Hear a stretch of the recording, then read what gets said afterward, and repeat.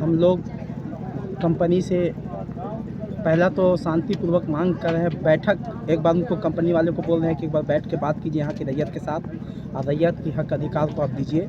और रैयत अगर चाह रही है कि आप, उसके बाद रैयत चाहती है कि आप कंपनी खोलिए तो खोलिए, लेकिन अगर आप इस तरह से दादागिरी और अपना तानाशाह अपना के प्रशासन को आगे करके अगर आप सोच रहे हैं कि हम ज़मीन को कब्जा कर लेंगे, मुआवजा नहीं देंगे, नौकरी नहीं देंगे, क्योंकि अब तक तो वही रहा है। आप बोले थे कि हम कोयल माइंस खुलेगा तो घर घर नौकरी देंगे, मुआवजा देंगे, उन लोगों को पढ़ने के लिए स्कूल देंगे, हॉस्पिटल देंगे। यहाँ तक कि आपने बोला था कि रैयत को अगर ज़मीन जाएगा तो महीना हर रैयत को 50,000 रुपये मंथली में मिलेगा, प्लस उस ज़मीन के अलावा उसका 10 किलोमीटर दूरी पे जितना घर आती है उन घर वालों को भी आप रोजगार मुहैया करेंगे, प्लस उन 10 किलोमीटर दूरी वालों को बच्चों को शिक्षा, स्वास्थ्य, सभी चीज़ों पे पूर्णतः ध्यान देंगे।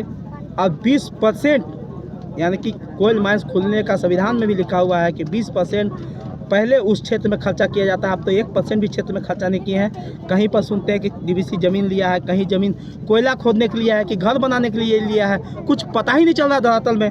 बस एक ही चीज़ पता चल रहा है कि दिन प्रतिदिन आप कोयला का खुदाई कर रहे हैं। अगर आपको खुदाई, सबसे पहले आपको खुदाई रोकना होगा।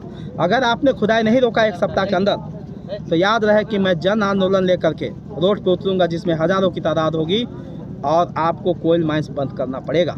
और उस वक्त हम लोग नहीं मानेंगे आपकी कोई समझौता। आपका एक आरोप जो है सांसद और स्थानीय विधायक पर, ये कैसे आपने आरोप लगाया? इसलिए कि सांसद और विधायक कंपनी के पास जब हमने बात को रखी तो कंपनी के लोगों ने बोला कि सांसद और विधायक के परमिशन से यहाँ माइंस खुल रही है। ये बात कंपनी ने बोली है। तो आरोप आपका क्या है सांसद और स्थानीय विधायक पर? मेरा आरोप है कि अगर उन लोगों ने, जब हम लोगों का जन समस्या को सुनने वो घर घर नहीं आते हैं, तो हम लोगों की जन समस्या पे फैसला करने वाले होते कौन हैं?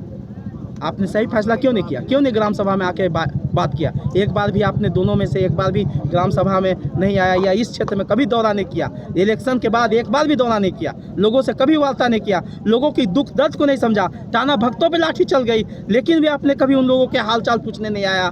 यहाँ पर रैयत दर दर का ठोकर खा रहा है। युवा दिल्ली, बम्बई, कोलकाता में ड्राइविंग करने जा रहा है। क्या यहाँ ड्राइविंग के लिए जगह नहीं है? क्या यहाँ की रैयत और लड़कों के लिए रोजगार नहीं है? आप सबसे वंचित कर रहे हैं। मैं इस आधार पे कंपनी को बोलना चाहता हूं कि आप यहाँ के लोगों को रोजगार मुहैया करें, यहाँ के लोगों को मुआवजा दें, यहाँ के लोगों को जो जिसकी ज़मीन गई है प्लस 10 किलोमीटर दूरी तक जितने लोग आते हैं उन घर घर रोजगार मुहैया करें। उसके बाद जो बचता है आप लाए ना।